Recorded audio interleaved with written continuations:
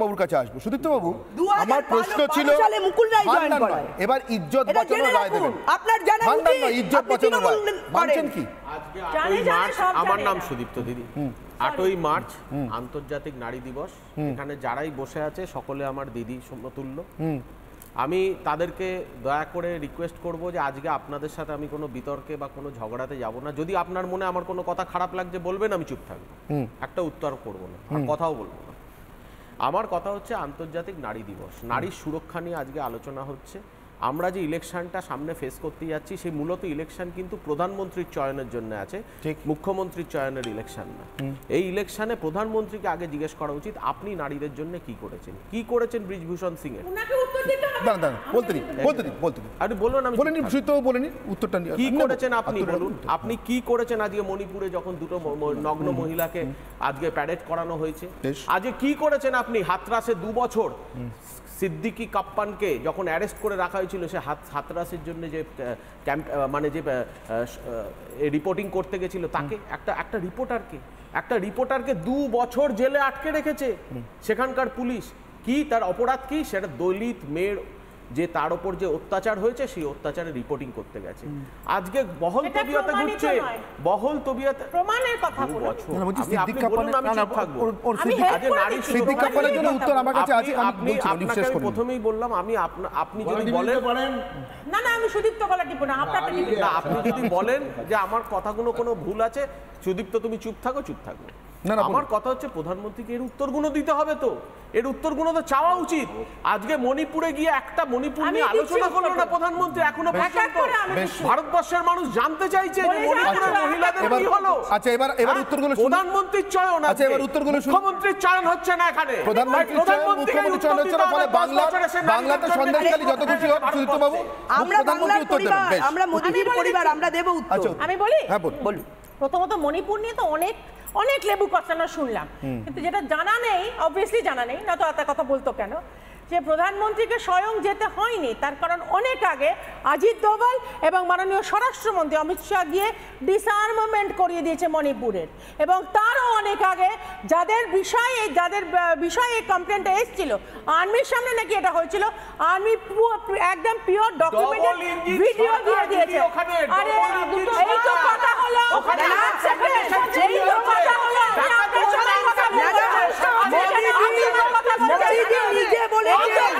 মোদিজি নিজে বলেছেন। আপনি কেন আমার সময় কথা বলছেন? আমি একটা উত্তর দিয়ে দিচ্ছি তো। এক মিনিট, শতরূপাদি দেবে, তার আগে বলে দিই, এই মণিপুরের ঘটনায় একটা ঘটনা না, মোদিজি বলেছেন এই রকম ঘটনা সারা ভারতবর্ষে যেখানেই হবে সেটাই লজ্জাজনক এবং তার প্রকৃত সাজা চাই। এটা অন্য কেউ বলেনি, মাননীয় প্রধানমন্ত্রী এই যে গণতন্ত্রের ৪র্থ স্তম্ভ তার সামনে দাঁড়িয়ে বলেছেন। আপনারা জানেন না, আপনারা বুঝতে চান না,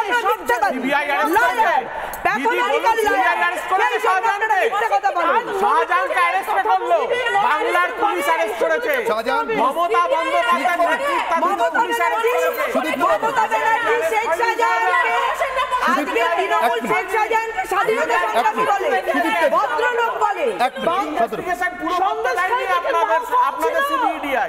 আপনাদের কেন্দ্রীয় সরকার ইনভেস্টিগেশন পুরো করতে দেয়নি বাংলার পুলিশকে। গোটা আলোচনাটা, গোটা তর্কটা আমি আসছি শতরূপা ফাল্গুনি আসছি। গোটা আলোচনাটা কথা বলি, বাংলার পুলিশকে উনি বলছেন পুরো মানে ওটা পুরো করতে দেয়নি। বাংলার পুলিশ এতদিন ঘুমোচ্ছিল?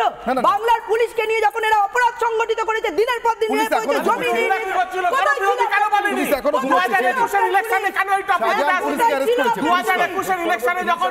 যখন আপনারা বিরোধিতা সব জায়গায় মঞ্চ করেছিলেন, সেখানে টপিকগুলো উঠে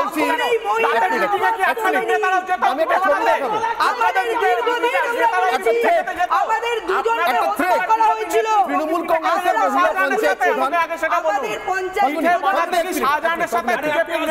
তৃণমূল কংগ্রেসের 10 তারিখে আসবেন, সব মহিলারা থাকবেন, সন্দেশখালী মহিলাদের সঙ্গে আপনি আলাদা করে ভাস্কর বাবু ভাস্কর বাবু আপনি যে তর্কে যাচ্ছেন আমরা এটাকে কুতর্ক বলা যায় না। কেন বলছি বলে এক্ষুনি বলে দিচ্ছি, এই যে 10 তারিখে কিছু সব প্রমাণ দেবেন বলছেন না, প্রমাণ না, ওনারা আসবেন, প্রমাণ প্রমাণ দেবেন বলছেন না, কথা শুনতে পাবেন। কাদের কথা? সন্দেশখালী মহিলা, এক মিনিট সন্দেশখালী মহিলা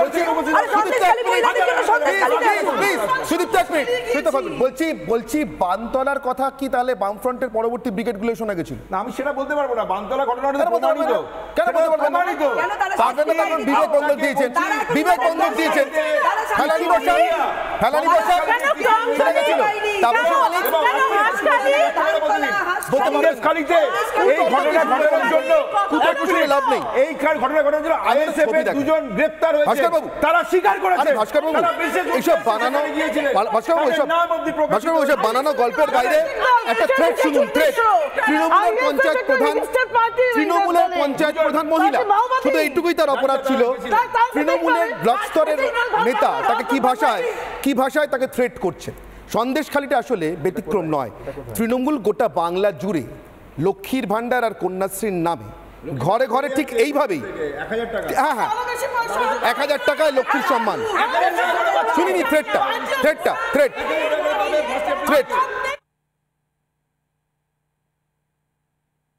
আমি মুন্না বলছি। মুন্না, হ্যাঁ বলো। তোকে জিতিয়েছি আমরা, তোর কোন ক্রেডিট আছে? না, জিতিয়েছো, ভালো করেছো, আর সব কাজ করে দিয়েছো। আবার ভোট দিচ্ছে, কি তোকে দেখে ভোট দিচ্ছে? তোকে যেরকম বলছিল না ওই ছেলেগুলো তেড়ে দেবো, সেইরকমই কাজটা করাবো আমি।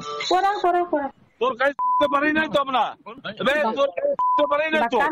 বাকান করিস না। হ্যাঁ, তোর কাজ শিখতে পারি নাই তো। বাকান করবি না দাদা, বাকান করবি না। আমি তোমার বউ নয়, বাকান করবি না। আমার বিরুদ্ধে যদি যাস তোকে ঘর থেকে বেরোতে দেব না। মুখ্যমন্ত্রী মমতা ব্যানার্জিকে বলবি 5 বছর ঠুচো জগন্নাথ করে রাখবো তোকে আমি। প্রধান তো দূরে কথা, 50,000 টাকা দিয়েছিলিস না? আমার হাতে একটাও টাকা দিয়েছিলি? ভোটে দাঁড়িয়েছিলিস না? আমি টাকা পেয়েছি। তুই জিতেছিস কোন ক্ষমতায়? কার ক্ষমতায় জিতেছিস? আমি কি হাতে টাকা পেয়েছি? তুই বলছিস না ঘর ছেড়ে দেবো তোকে। তো সময়ের অপেক্ষা কর। তৃণমূল কংগ্রেসের টিকিটে নির্বাচিত পঞ্চায়েত প্রধান সোনামণি টুডু, তাকে শাসাচ্ছে পূর্ব বর্ধমানের শাহজাহানপুরি ওই রমেশ যাদব। মানে পাড়ায় পাড়ায় আমার শাহজাহান তৃণমূলের পোষা আছে। আমার ঠিক এখান থেকেই প্রশ্ন শম্পা, এরপরে তৃণমূল কংগ্রেস নেত্রী 7 তারিখে একটা মিছিল করে হেঁটে যদি বলেন যে আমরা বাংলার মা বোনেদের সঙ্গে আছি, এই ভণ্ডামোর উত্তর দেওয়ার মতো শক্তি কি গণতন্ত্রের নেই? সত্যি কি প্রধানমন্ত্রীর কাছে লোকে উত্তর চাইবেন না মমতা ব্যানার্জির কাছে চাইবেন?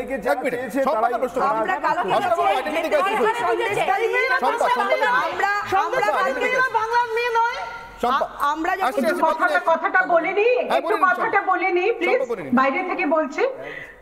আমার বক্তব্য হচ্ছে যে প্রত্যেকটি জায়গায়, বাংলার প্রান্তিক জায়গাতেও এই একই চিত্র, সন্দেশখালী মডেল চারিদিকে গড়ে উঠেছে। আজকে প্রতিরোধের কণ্ঠ সন্দেশখালী থেকে শোনা গেছে, তাই আমরা জানতে পারছি। কিন্তু আজ ধারাবাহিক ভাবে পার্ক স্ট্রিট থেকে যে ঘটনার সূত্রপাত হয়েছিল সেটা আজকে পরিণত হয়েছে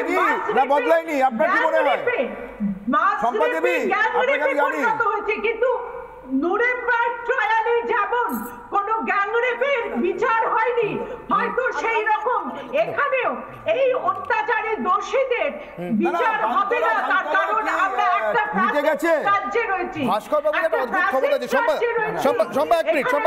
ভাস্কর বাবুর একটা অদ্ভুত ক্ষমতা আছে।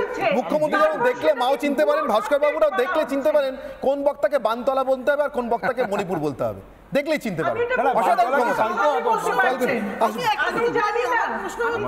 তাহলে কি বানতলা ধানতলা বদলে গিয়ে হাঁসখালি সন্দেশখালি আসবে? এই জন্যই আমরা পরিবর্তন করেছিলাম। আমরা এই জন্য পরিবর্তন করেছিলাম, ধানতলার পরিবর্তে হাঁসখালি সন্দেশখালি আসবে। উদাহরণ দেওয়ার জন্য নারী দিবসে একটু জানাই যে আজকে মোদিজি 100 টাকা করে আবার গ্যাসের দাম কমিয়েছেন। স্নেহের উপহার বোনেদের মোদিজি দিয়েছেন। এবং আরেকটা যেটা বললেন উনি ধানতলা, সত্যিই তাই, বানতলা এবং ধানতলা সন্দেশখালীতে যারা অত্যাচার করতো আজকে তারা তৃণমূলে। সেই জন্যই এখানে সন্দেশখালী, হাঁসখালী, পার্ক স্ট্রিট, কামদুনি, সাঁইথিয়া, মালদা, আলিপুরদুয়ার প্রত্যেক দিন এইরকম ঘটনা ঘটে চলেছে, কারণ ওই ক্রিমিনাল, ওই ধর্ষণকারীরা এখন সবাই তৃণমূলে। বলবেন সুজিতবাবু বলবেন এবার। দ্বিতীয়ত হচ্ছে কালকে যখন আমরা সন্দেশখালী যেতে যাচ্ছিলাম, যখন মমতা ব্যানার্জি মহিলাদের জন্য তিনি হাঁটছিলেন, সেখানেই বসেছিলেন ধর্মতলায় সেই মহিলারা যারা বঞ্চিত করেছেন, যাদের চাকরি চুরি করেছেন এই তৃণমূল, উনি কিন্তু তাদের কাছে যাননি, সেই নারীদের কাছে।